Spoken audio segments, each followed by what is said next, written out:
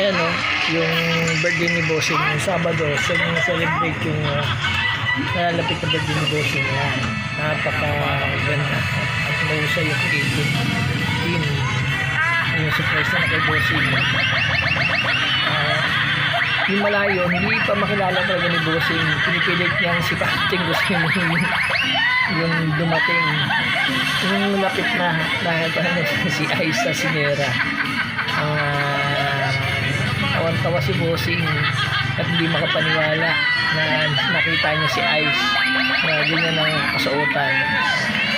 Gandang mahusay at napakaganda. No? Ayan, sabi ko, hindi ba niya nakakala. Tawan-tawa si Bossing at talagang nakita mo yung pagmamahal ni Ice Sinera kay Bossing. Kung paano tayo na